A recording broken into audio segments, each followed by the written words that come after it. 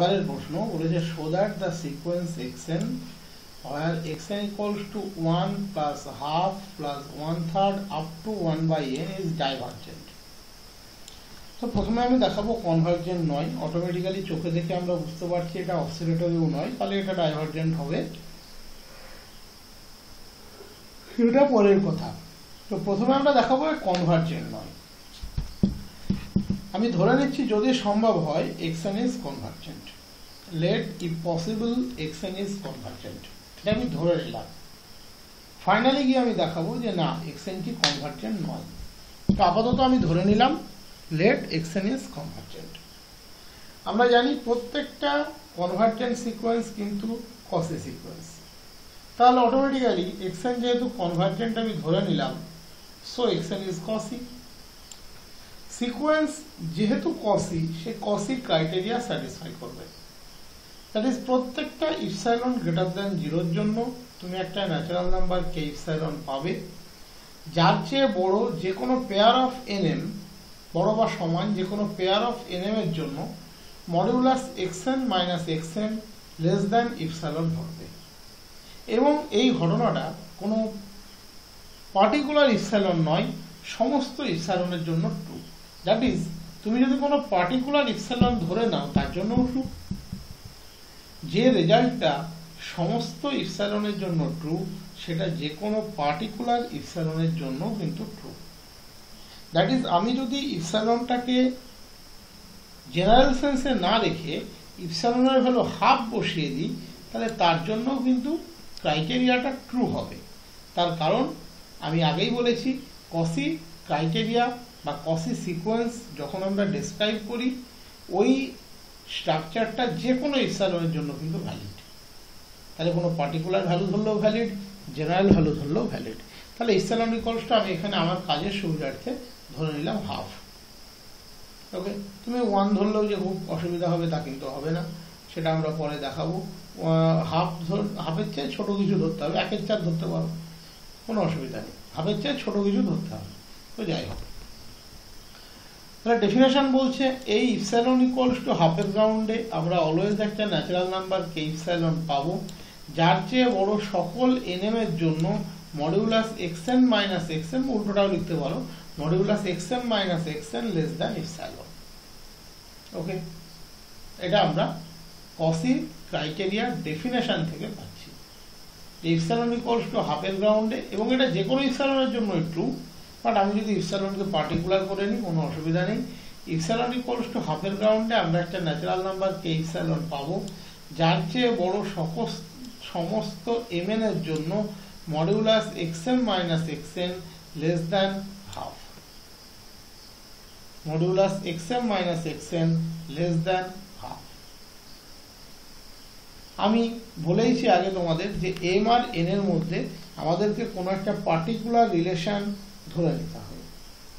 m আর n এর মধ্যে কোনো একটা পার্টিকুলার রিলেশন কিন্তু আমাদেরকে ধরে নিয়ে কাজ করতে হবে। দ্যাট ইজ আইদার তুমি m k greater than n ধরতে পারো, অথবা তুমি n k greater than m ধরতে পারো।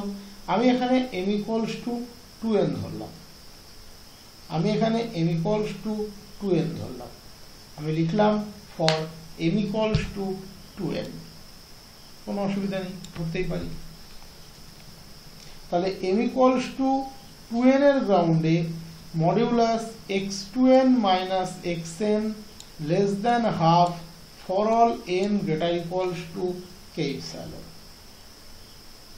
ওকে, modulus x2n minus xn less than half for all n greater equals to k epsilon.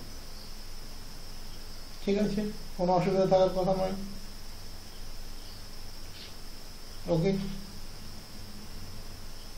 Modulus x2n minus xn less than half for m equals to 2n, আমি বসিয়ে দিলাম m equals to 2n, modulus x2n minus xn less than half for all n greater equals to k epsilon. আর m এর কোনো role কিন্তু এখানে থাকলো না। এবারে আমরা x2n এর ভ্যালু লিখব। দেখো 2n টা তো n এর চেয়ে বড়,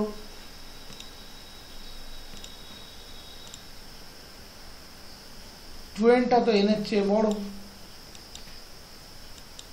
তাহলে 1 থেকে 2n অবধি পৌঁছতে গেলে আগে 1 থেকে n এ পৌঁছতে হবে, তারপরে n+1 n+2 করে করে তুমি 2n অবধি পৌঁছাবে। তাহলে সিকোয়েন্সের টার্মের ক্ষেত্রে ঘটনাটা ঠিক তাই।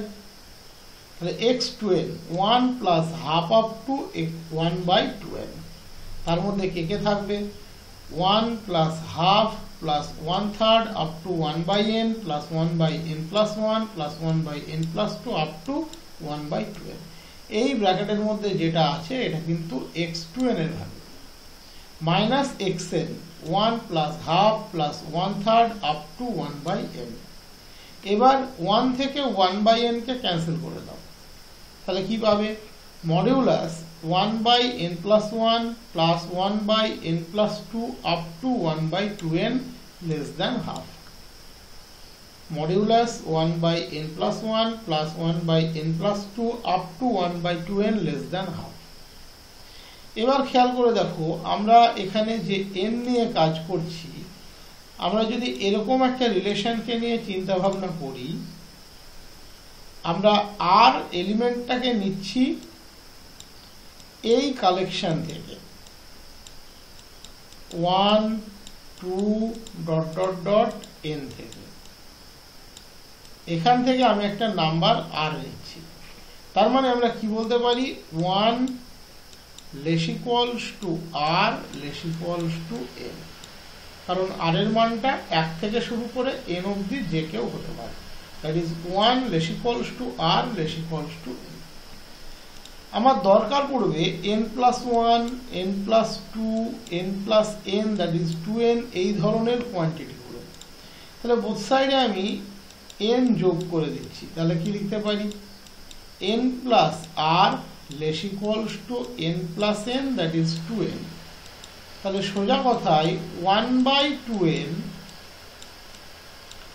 Less equals to 1/n+r, 1/2n less equals to 1/n+r।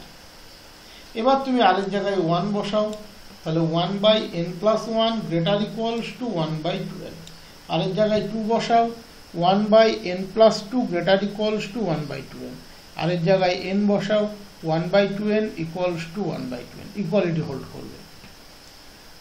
তাহলে এখানের এই মডটা রাখাও যা না রাখাও তাই, তার কারণ n natural number definitely greater equals two 1, তার মানে ডেফিনেটলি পিওরলি গ্রেটার দেন 0।